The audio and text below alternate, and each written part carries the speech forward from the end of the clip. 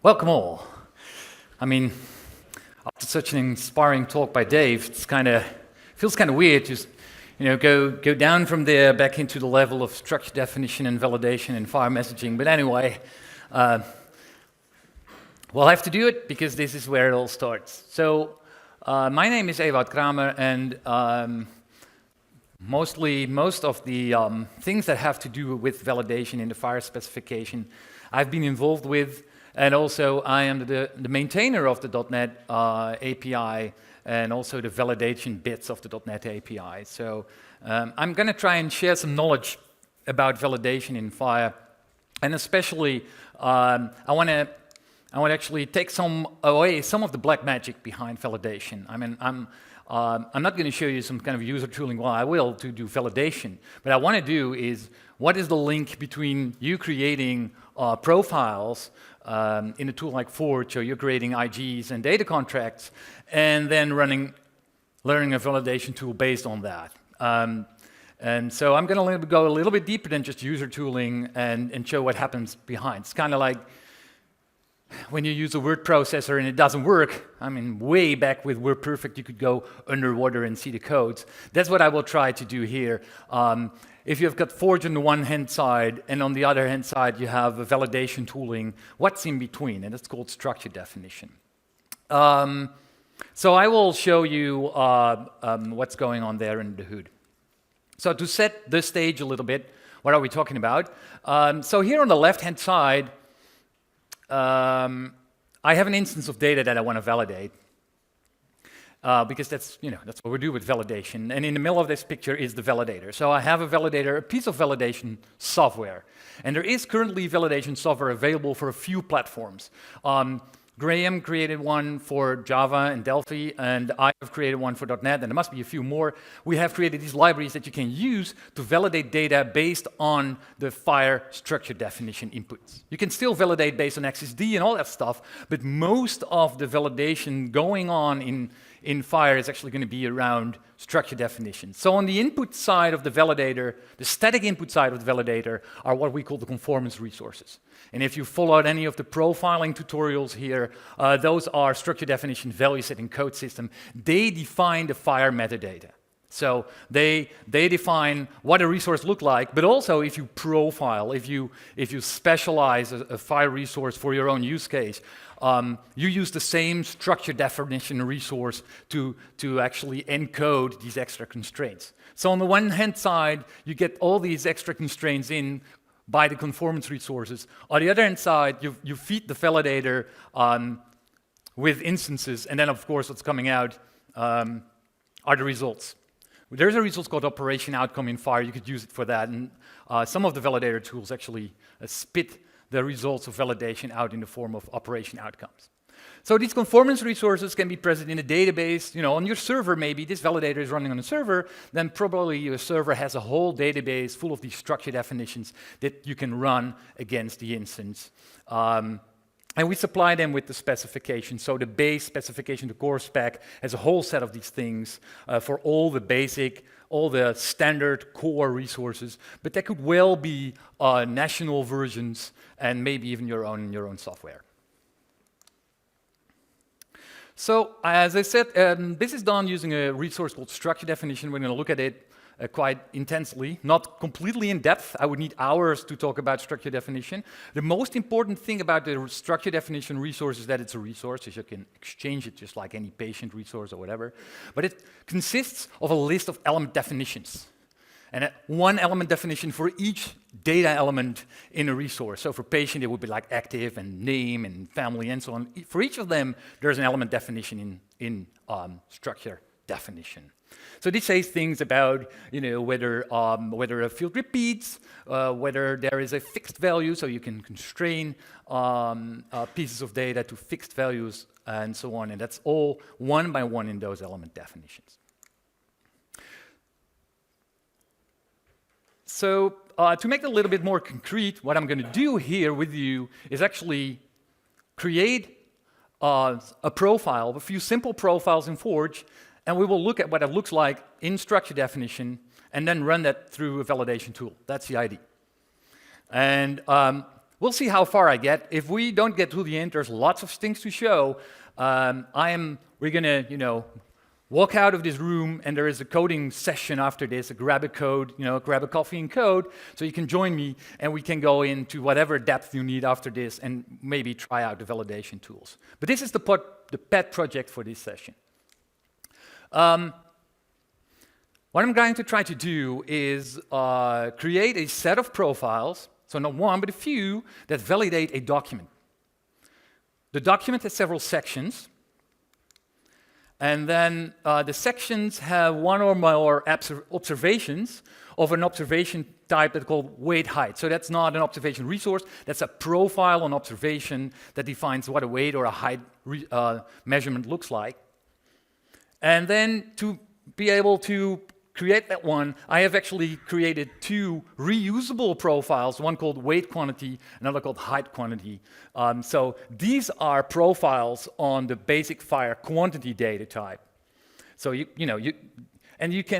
I'm going to show is that you can reuse those in an observation, and then finally, like this, build a whole set of interlinked profiles that in the end validate a whole bundle. But we'll do that step by step, and we'll start right at the bottom. Also because that's the simplest. So let's start right here. So what I want to do is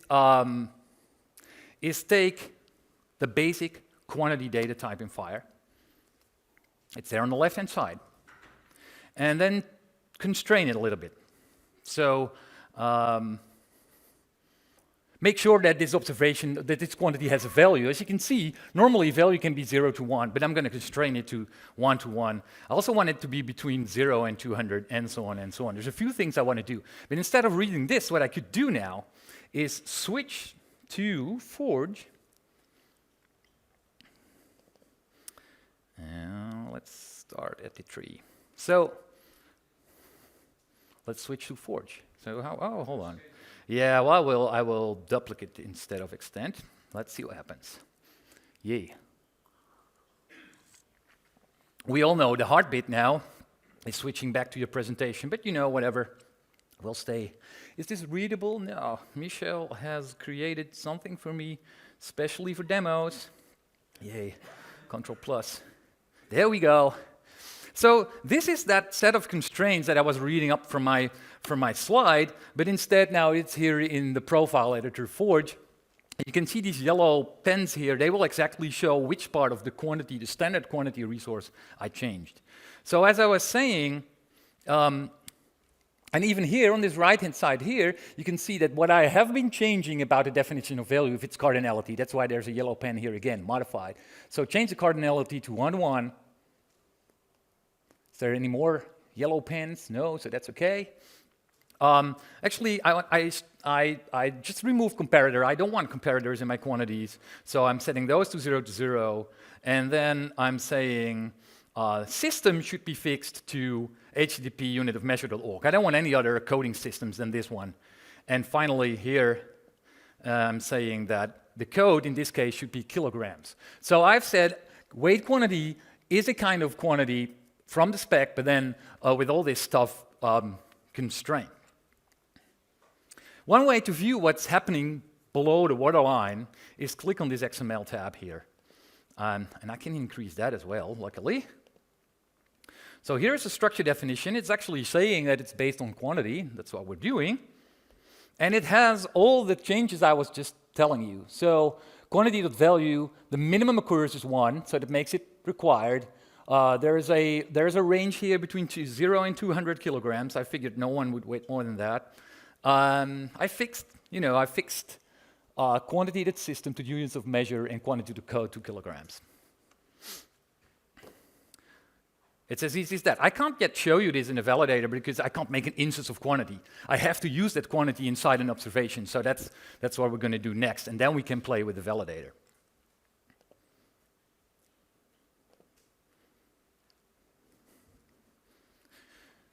So check, that's what we did. So let's move up one step and now create an actual observation, the definition of observation that can have either a weight or a height. I don't bother showing you how I've defined height. It's mostly the same stuff. I'm not going to insult your intelligence by showing you that. So let's move up. I'm going to create, or I have for you, another profile that's on observation this time. And that's going to say, but we only use the quantities that I've just defined. So if you look in the specification for observation.value, you can see that it can have all kinds of types of data. But what I want to say is two things. I just want to accept strings or a quantity. And if it's a quantity, I want either that height quantity or weight quantity. That's what I want to express. So let's switch to Forge. Here we go. So here's my height observation. Yeah, let's get down to the element tree again. So where is my pencils? Here. As I promised, the only thing I changed was value x. And what did I change? I made it mandatory. And the only types I find acceptable for my values here are either string or quantity. And actually, two types of quantities. One is weight quantity, and the other one is height quantity. In XML, what happens behind the scenes, scale this up a bit. You see that a whole list of types. I explicitly now list, there's only two, well, there's actually three types I accept here. String, so observation.valuex can only be of type string, or it can be of quantity type quantity. But not just any kind of quantity, no. That quantity must be profiled by yet another structure definition that we call weight quantity. Now, I didn't really show you that, but the way these profiles refer to each other is by a thing called canonical reference. So example.org structure definition / weight quantity that we see here is such a canonical reference. And this references to another profile. That was the profile I just created for you, this one here. And if we look up all the way there, we should see, yes, an element called URL. And you can see this is example.org structure definition / weight quantity. So it's pretty important that this URL is unique, because this is going to identify your profile so other people and other profiles can point to it. In fact, I showed you already one here. When I said the base of my weight quantity is actually the normal quantity from the FHIR specification, here this was a canonical reference as well. And you can see that all the structure definitions that are part of the spec start out with hl7.org/FHIR/structure definition and then the name of the type. So they are all over the place. And you have to make sure that they are unique when you're defining them. So here I make them part of example.org, just to be sure that everyone knows it's not something you can actually look up, but otherwise this is how all these profiles get linked together. And this is how a validator can ask its environment, look, I got a profile here and that I have to use for validation, but it's referring to something else. Environment, can you resolve this for me? And if you're on a server with a database full of profiles, probably that server is going to look that up in its database full of profiles. If you're working on a disk, like the demo I will show you, it's just going to look on the disk to see if it can locate that. Great. Now, yep, we did that. Now we can finally try it out, because now I actually have defined a profile on an observation. And I have a validator and an observation, so we can actually play with this. Did I already start it? Yeah, I did. So, since the .NET API and the Java API have these validation libraries, but to play with it, you actually need a Windows tool. So I just click together a Windows tool that just invokes the libraries. It's not a fancy tool, but it's usable. And so I have an observation here. Is this readable? I hope so. So the first thing I want to show you, this is an instance of an observation.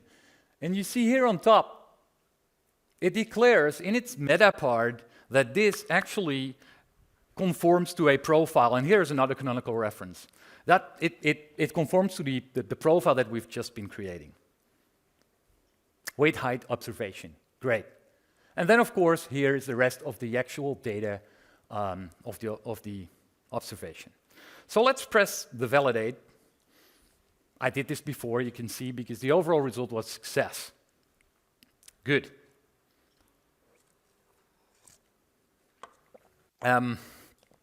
So remember, I said, one of the things I said is that, where are we, subject?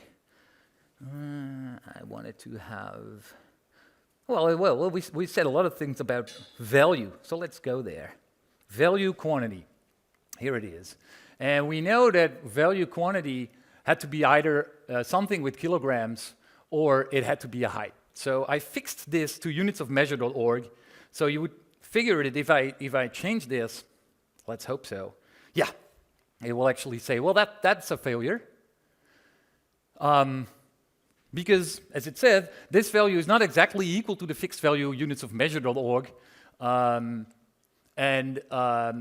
It's not exactly fixed value to centimeters. You get quite a lot of errors. And the reason is you don't get one error is that we said, I'm going to supply you with either a weight quantity or a height quantity. This is none of the above. It doesn't match any of the profiles. So what a validator will do is say, okay, this is a quantity. And I know that the only two quantities I can have is a height or a weight. So let's try height. No, it's not a height. It doesn't fit height because it's not in centimeters, it's in kilograms. Maybe weights. Well, this is in kilograms, but also that system should be unitofmeasure.org, and it's not. So it's none of both. So you get quite a few errors here because the validator is not totally sure what you were trying to do. But that doesn't really matter. It did catch my mistake here. And obviously also when I would say value Boolean, because that's not something we allowed. Value is true. Let's see what happens then.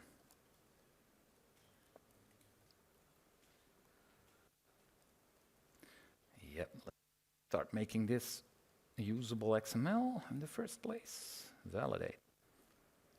The type specified in the instance, Boolean, is not one of the allowed choices, being string or quantity. So this is exactly what we wanted, and the validator is providing it to us. Great.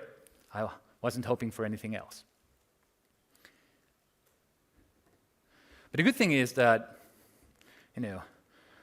right until now, we didn't really have these tools available. So I could show you how to profile it, but I couldn't really show you that you could use it to validate. And since about like half a year or almost a year now, we have the tools to be able to show you that you're just not making these profiles for fun. You can enforce them on your instance. Good. Check. Next up. Now it's getting interesting because, constraining, fixing values, cardinalities, that's the simple stuff. I'm going to move up in complexity a little bit. You see the word slicing there? But I'm going to be gentle on you. We're going to constrain composition in a few ways.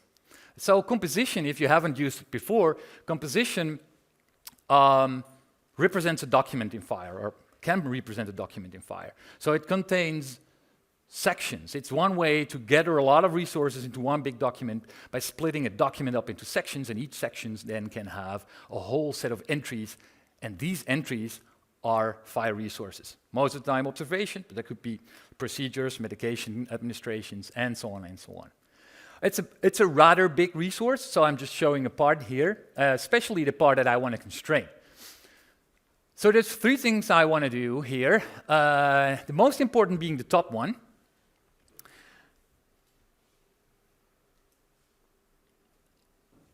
So I want to constrain the type of document to be LOINC code 18842-5. I'm allowing, that's the point here, I'm not just fixing it to that value, I'm allowing you optionally to have other elements in the codable concept like text, version, and display. If you want to add that, that's fine. I just want to make sure that you have that LOINC code there. And moreover, since type is a codable concept and a codable concept can contain multiple codes, you're perfectly okay to use your own local codings in addition to this LOINC code, as long as the LOINC code is there. That's one thing I want to do. And the second is limit the subject and the author, because in the original definition, subject can be a reference to any, and I just want patience. And in the original resource, author can be a few ones here, and I want to limit that to practitioner.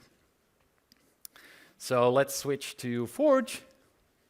We're at document composition. And see what's happened here. Now let's take a look at type first. So what I want to do with composition.type is that I just want to make sure that this loin code here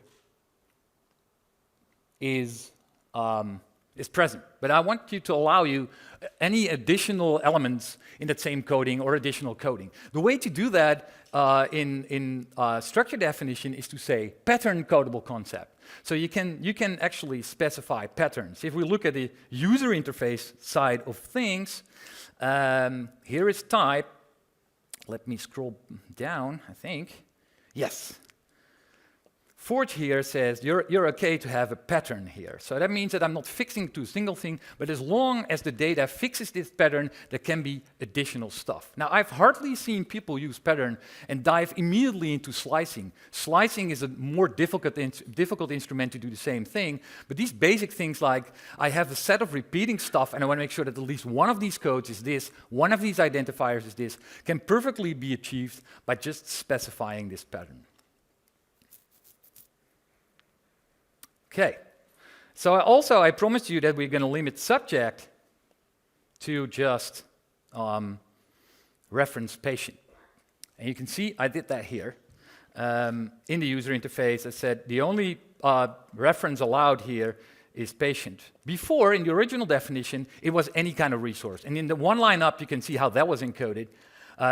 There is a reference of type resource. So basically, this is saying, if I would click this back on again, that basically says, well, it can be a reference as long as it's referencing a resource. I don't really care what kind of type it is. Well, we do care in this case, so quickly and checking this again. And author, the same. If you remember, there were 4 types of references that we could have: practitioner, device, patient. I'm just limiting to this one. The XML is actually pretty trivial, but I'm going to show you anyway. Because, yes, here we are. Where's author? Oh, I'm getting down, I guess, too much. Yeah, here we go. Composition.subject, reference, only be of type patient. I could have put resource here to be back to any. And here, the only thing is that instead of a profile, the term to use for this is called a target profile. So I'm not constraining the reference type here. I'm constraining what the reference is pointing to. So that's called a target profile here in the XML.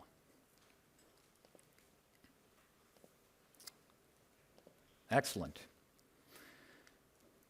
Yeah, patterns, the unloved feature, absolutely. That's one of my reasons that I want to show you this. Don't go immediately into slicing. Learn about patterns. I hope that, if that's what you pick up today, I'll be happy. So let's try this out for a change. Load. Let's load an instance of this document. Main bundle. Well, we have set to. Yeah.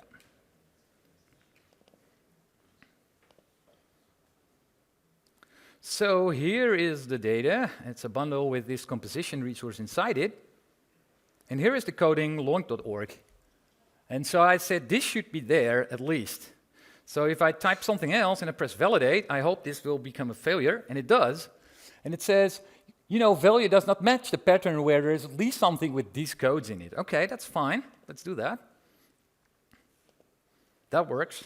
But if I just want to add text, I think, value is, or maybe, what is it, display? I don't know. I don't know loin codes by heart. It's success. So the pattern makes sure that at least this stuff is there, but I can add additional fields. You don't need any difficult things like slicing to make that work. And I can add, as you can see, there's already an additional code here. That's no problem. And this code, I could mutate whatever I want. It's totally irrelevant as long as this basic code is there.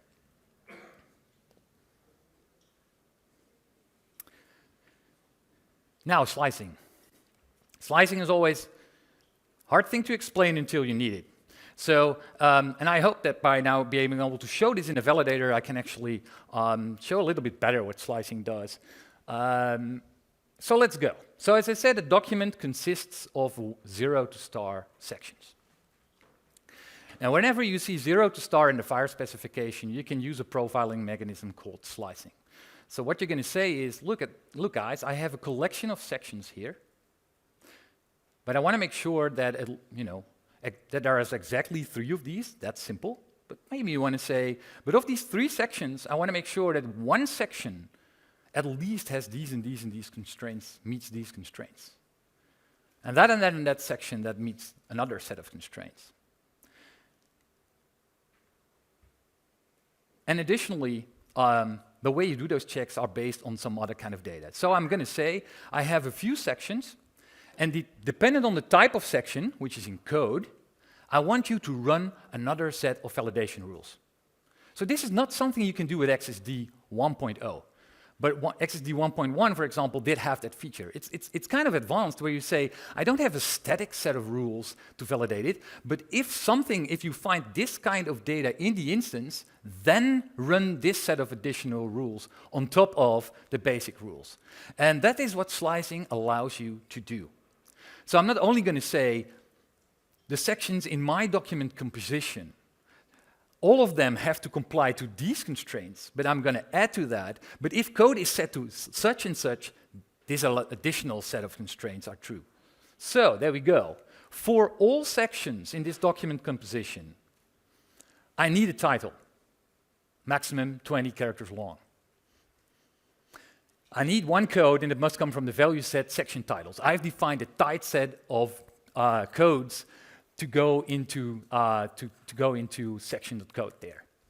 I don't want empty reason, because I don't want anything empty, maybe. And then, of course, I'm going to say that these entries here in the original definition in the spec, there can be any, but I'm now going to say, no, these things must be observations. And then I'm going to constrain. You can see section points to itself there on the right-hand side, so it normally can have subsections, but I don't want any of these too. So those are my basic rules for all sections. But additionally, when code is set to 8716-3, I call this a vital sign section, which means that the code for this section is 8716-3. Well, you're not alone if you think this feels circular.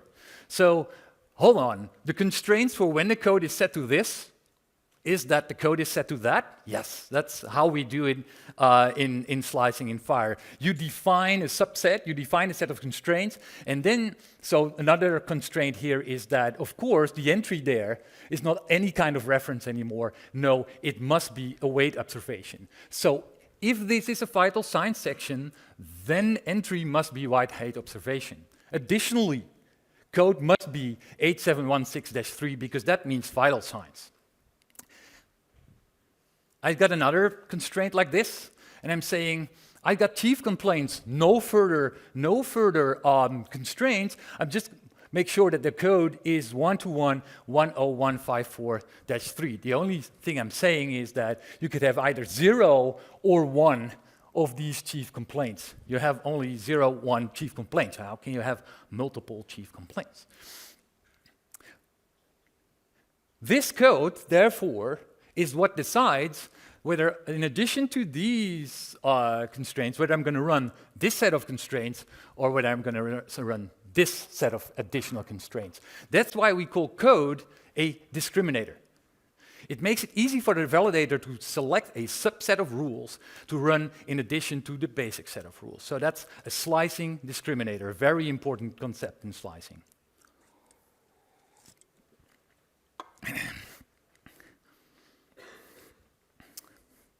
One more thing, the FHIR slicing mechanism allows you to say, you know what, in addition to all that stuff, you can have other sections too. I don't care.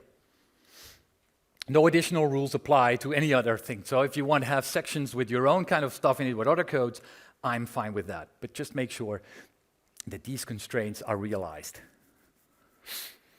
It's pretty powerful, and you can see why This also would work to check for the identifiers that I just showed that I did with pattern, but pattern is way simpler than this stuff, of course. So what does it look like in Forge? Much better, actually. Document composition. Here we go.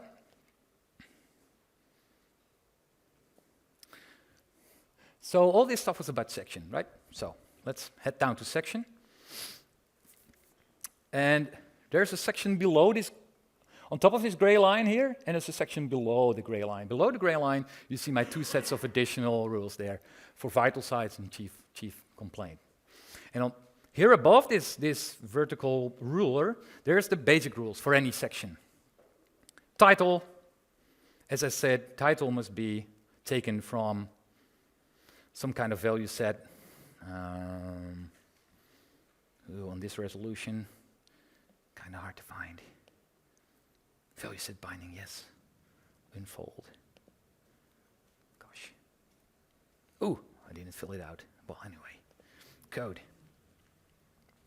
Oh, here it is, section titles. I was clicking the wrong one. Anyway, so code, what did I say there? It is mandatory, code is mandatory. It is bound to a value set with section titles. Okay, done. That rule is there. Empty reason, remember I scratched out. I didn't want it. I didn't want any subsections. So that's okay. But entry is, of course, where it gets really interesting. In this case, I did change something about the basic rules of entry. Yes. Basically, I said any section has to contain observations. But then in these slices here, vital size and chief complaints, is where I made the additional rules.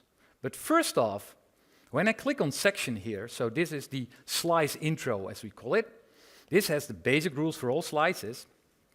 I say a few slicing details. So the discriminator is code. I promised you, code is the field that we want to discriminate those slices on, whether it's a vital sign or a chief complaint.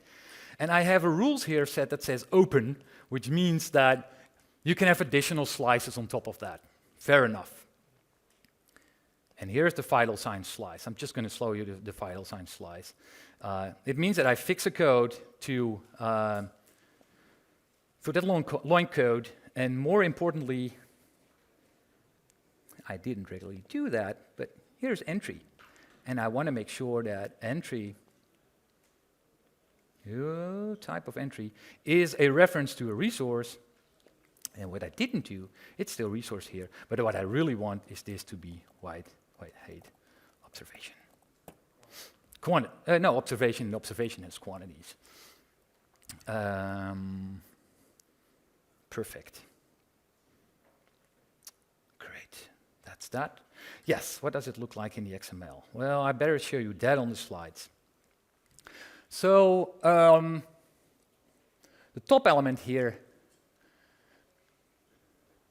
this has the basic rules. It says slicing, ordered, rules open, a discriminator's value, and then has, everything we already did, has a set of constraints for those basic rules.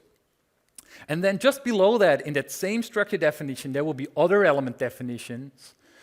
So say for vital signs, and those vital signs will repeat those fields, but then have the additional constraints. So I have another composition.section, and it says, this is the vital signs set of rules. I have to occur once. My code is fixed to vital signs, and my entry is fixed to example.org, structure definition, white height observation. So that's where these additional rules live. In the structure definition, you first have your basic constraints, and then for every slice below it, you have these additional set of child elements that just repeat. See composition.section there, path composition.section, and here composition.section. Great. So now we can manipulate this. Actually, some of these things we can just try out after this meeting, after this talk. But what we can do is give the first, let's see. Well, let's just fundamentally break it. Why not? So this was about the entries. So I have a section here with a list of, here is my vital signs. And remember that I said vital signs has to occur at least once. So when I manipulate this code and I validate it, it will say, this code does not occur in a value set. Worse, the instance count for vital signs is 0, which is not in the specified cardinality of 1-to-1, which is nice, because I had been saying that the vital sign should at least occur once. So that's fine. That worked perfectly okay. And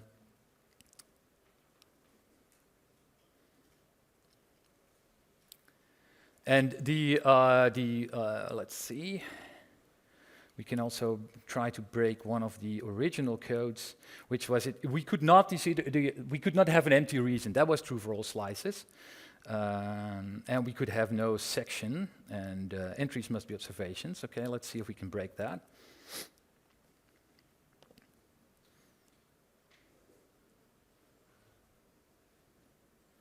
Let's see if I make this a patient, whatever. Probably going to tell me that he cannot.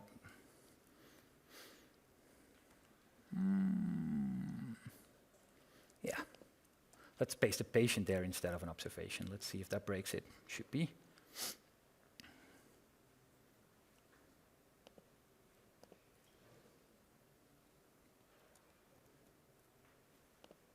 Failure. The declared type of the element observation is incompatible with that of the instance practitioner. Great. The rule that it should be an observation I put on the highest level, not specifically on the slice, but it's still enforced. So the rules you put on that first, for all slices are enforced indeed, as are the specific rules for each slice.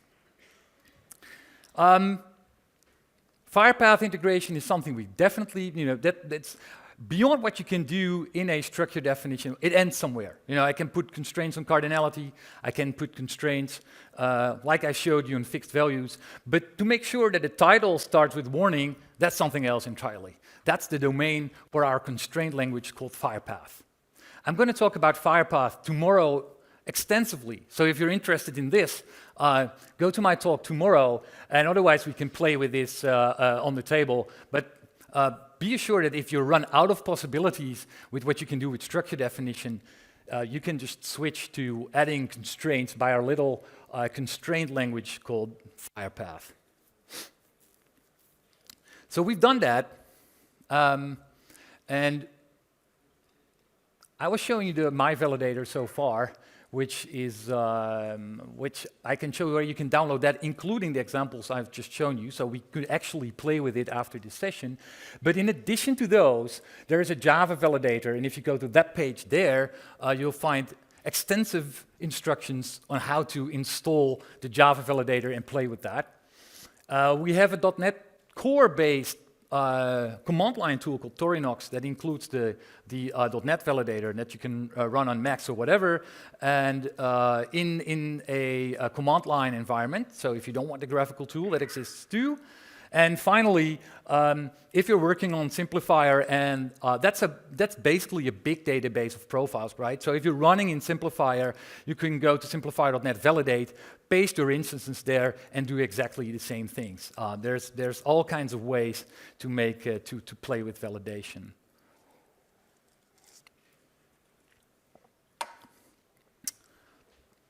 Are there any burning questions? Yes. Yes. You talked about profiles and the URL that's in there to resolve the profile. The canonical reference, yes. The canonical reference. But what I don't get is that a canonical reference doesn't have to resolve. So you mean like to an actual website? Yeah. Well, what we say in the specification is that we really want it to resolve. In the specification, we say, well, it should really resolve, because if people don't know about what it's pointing to, you could paste it in a browser and find it. But there's no real, we cannot really enforce it. So is it best practice? Yes. But think of this again. We learned actually from the experience that the World Wide Web Consortium learned from when when they put their, their XSD URL for XML on top and made that actually resolvable, their server got absolutely hammered. And so there is this danger that that you put a URL there that's actually resolvable. It has its risks because people will try to get to your server, which is a good thing. But if that's like a structure definition that's really common, your server would get totally hammered. So we got from in DSTU1, I think, or I think in DSTU1, we said it must be resolvable. But then all these people got to us with these kind of practical problems, or saying, how can you make sure that in 10 years' time, when my organization is renamed and we have reshuffled the website, it's still resolvable? Your must claim is unattainable. You have to relax this to should. So that's basically what happened. So at least what you can expect nowadays is when you pick up that URL and you paste it in a registry like FHIR, it will look it up for you and you can find it. But it's not always resolvable. We just could not enforce that. So that's the story behind that. All right, and the validator that you wrote includes that step? Sorry, does the validator that you just showed, does it include this step? Yes, it does. So the .NET validator, and I am sure the Java validator does it too, abstracts away the resolution of a canonical URL to a concrete structure definition. So the validator doesn't really go out and look on a disk or look on the web. It calls out, in both libraries, it calls out to an abstract interface called iResourceResolver. And so in my Windows tools, that was implemented by a resolver that looks it up on disk. But in a tool like FHIR, it actually looks it up in a database. And there is both APIs offers you ways to implement your own resolvers. So that way, that's abstracted away. As long as the environment, abstract environment, is able to resolve a canonical. So it's all right for you to make a local copy. In fact, if you followed the packaging talks here, what we're doing is that, just like with NPM packages or NuGet packages, you could download a whole set of these profiles onto your own disk, right next to your application, maybe even bake them in your exe, and then create a resolver that resolves them straight from your executable of your directory. So that's all these deployment possibilities are there. It is a coffee break, and I don't want to infringe on your right to drink coffee. We could play along with this immediately now during the coffee break if you want. So I will walk out and find a available space, and if you want to try this out, feel free. Thank you.